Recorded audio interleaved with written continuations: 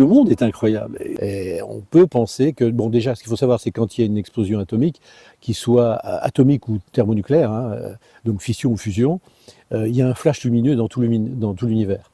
Donc après ça a un certain temps, hein, puisque la lumière en 3 secondes elle fait 1 million de kilomètres, ce qui est extraordinaire, hein, 3 fois presque la distance Lune-Terre. Le temps que ça arrive, ce flash lumineux, il paraît, enfin ça c'est pareil, ce sont des personnes qui disent que au niveau extraterrestre entre guillemets, si tant est que ce sont des extraterrestres, déjà il y en a une 60aine de types différents, on en a repéré en 60 différents, et ils habiteraient extrêmement loin d'ici. Moi, quand on pense à l'immensité de l'univers, hein, n'oublions pas que au début, c'était 13 milliards et demi d'années entre le Big Bang et aujourd'hui. Or, vous savez que l'apex, c'est le mouvement qui fait que toutes les galaxies s'éloignent les unes des autres. Aujourd'hui, on est à 46 milliards d'années-lumière, ce qui est totalement colossal. On ne peut même pas imaginer ça.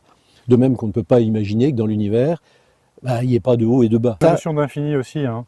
Le cerveau humain a du mal à concevoir c'est pas possible, parce que je suis un scientifique, mes 2 fils sont ingénieurs tous les 2, et je ne pouvais pas leur expliquer.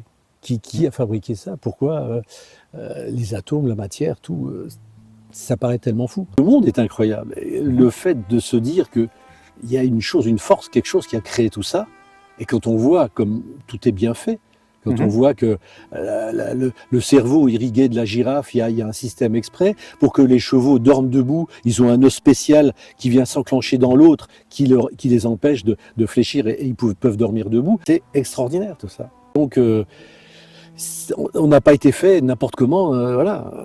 De même que nous, on a des yeux en haut de la tête pour bien là, et tous les êtres que les gens ont pu apercevoir, quels qu'ils soient, que ce soit les petits gris, comme on dit, ou les grands vénusiens, etc., qui font 3 mètres de haut, ils avaient tous, enfin une tête, un tronc, 2 membres supérieurs, 2 membres inférieurs, un petit peu à l'image de nous, différents, mais à l'image de nous, et non pas des monstres pieuvres et tout, comme on peut voir dans les films de science-fiction. Je ne dis pas que ça n'existe pas, mais en tout cas, on n'en a jamais vu sur Terre.